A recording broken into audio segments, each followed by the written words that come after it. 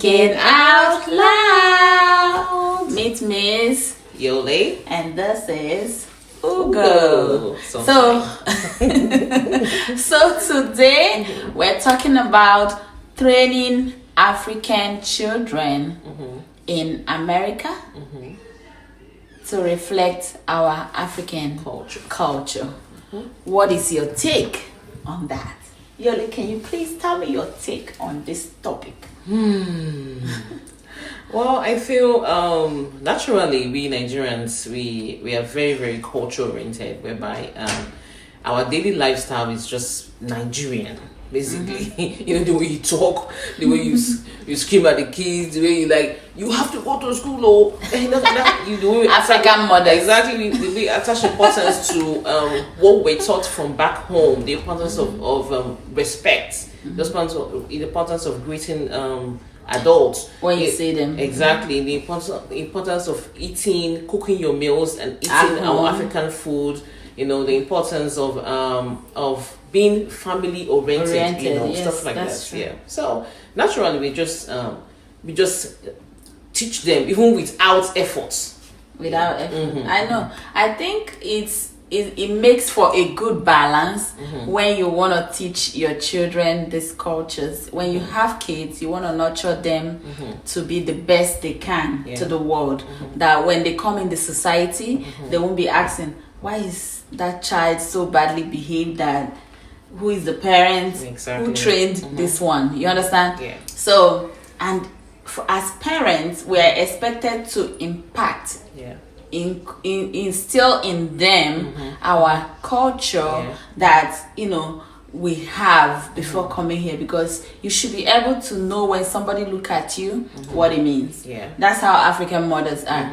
You don't want your mother to pick up the cane before you understand when she's saying that you need to stop. Exactly. All the cultures of when you go to somebody's house and they offer you food, you need to know when to say thank you, even if you're hungry. I know. But it's not like that over here. So you need to know when you go to somebody's house when to say thank you, and I just ate before coming, even if there is no food at home. Like, you cannot go to somebody's house and be like this, looking at them that they are trying to their fridge or my dear, asking for food and all those that. are the things we see here that is not back home. Like, children know when to sit down when they come to somebody's house quietly, and it takes a lot of effort on the part of the parent to impact this knowledge, right? So when, as a parent, you have to always be consistent.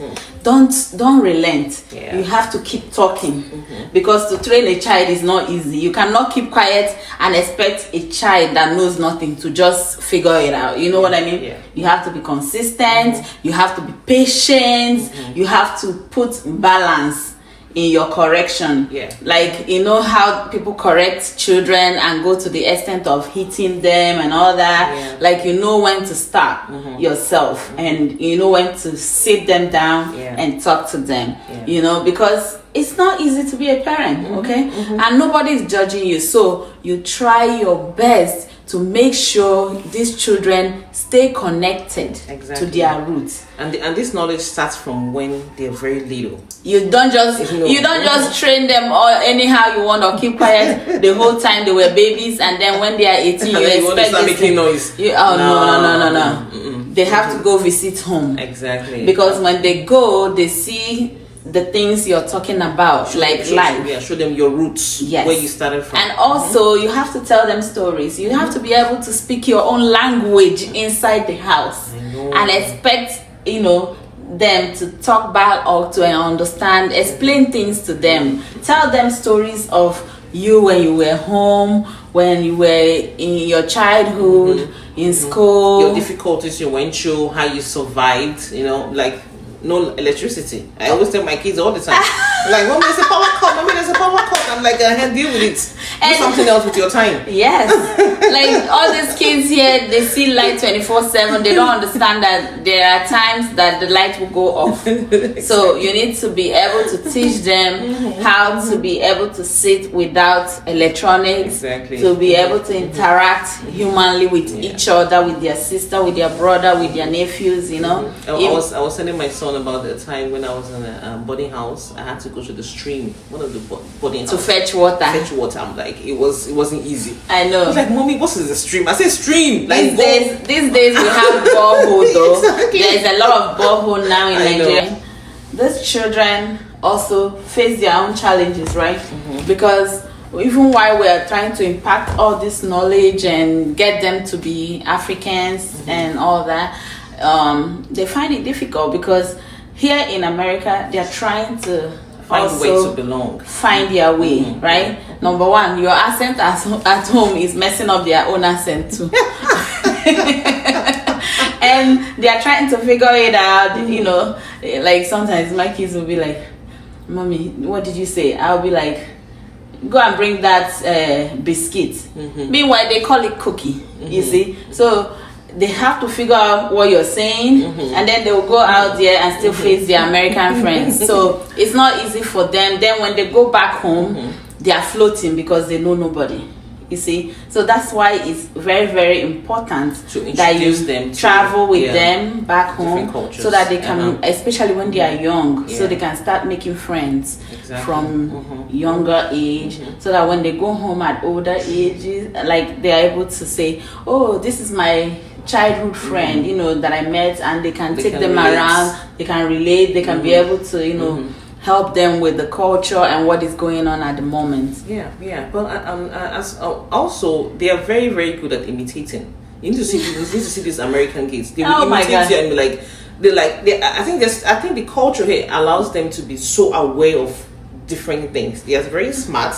They can assimilate easily. Yeah. You understand? So I feel the problem is where do I want to belong? Do I want to belong to being an American, or Do I want to or be a African? African, because we are constantly telling them. I mean, I get it that they are going to look for jobs here. They need those tools. They Yeah. need that accent to be able to function like Americans. They need to be able to behave like Americans to belong. You and, know? and I think it's at their own advantage, because they have two cultures now. Yeah. They can blend in easily, and they've kind of find their way. Even in their working system, they find a way how to relate and blend easily. It's So, either, you know. as a parent, I think we need to learn to cook our African meals at home. You need to learn to speak the language for them.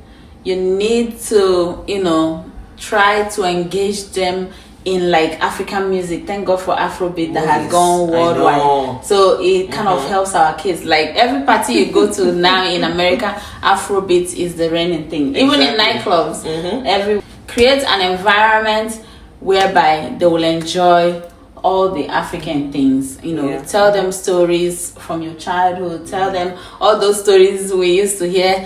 Once upon a time. You know, create family. I think when you have family needs close time, it really will help. Yeah. I mean, and also educate them on the values of being an African.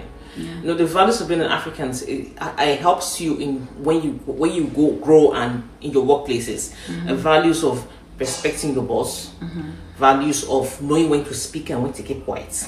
Because Africans know when to keep quiet, because you have lots of issues when we have to deal with foreigners here. Yeah. And one of the good things that helps we African, we know when to cease. I think You know, also limiting when you limit content.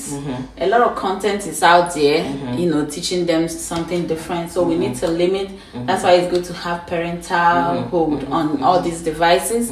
So limit contents that goes against our culture Yes, and the yes. things we believe. You know, so I think it will make for a good, you know, transition for them, and also know that whatever thing you instill in them now will never leave them. Even organization like going to church. Yeah, Where you have helps. other African kids or African families, going to church, going to parties, weddings, all those things introduces them to their Culture. originality. You know, teach them the history, know about Obisha, know about Zeke, know about Zeke of Africa. Exactly, know about You know, Zeke was married to my husband's auntie, so oh wow. listen, it's a whole history. So and so make sure. Hi everybody. So make sure you teach them about our independence, all the things concerning Our Nigeria, history, yes, and yes, you know, exactly. I mean, it's a good thing. It gives them something to be proud of because they don't learn those things in school. So knowing their history, it kind of makes them know, yes, I'm coming from They can somewhere. use it to write essays in class. Yes, It will help them, and, it's yes. interesting and intriguing. Even you know? making them having sewing clothes, African clothes for them. Yes. That also helps them to have this identity. That's you know, true. Stuff like that. I mean, this is us thinking out loud, okay? Because for me, having grandparents at home too helps. So if you can bring your mom, your dad here, it helps because they're able to speak to them, And tell them stories. and they write for Yeah. them, teach them. You know, it's a lot of things. So Yeah.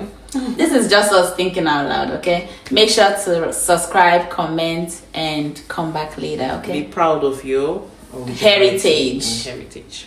That's it. And take that to your kids. It was nice talking to you again. Thinking out loud.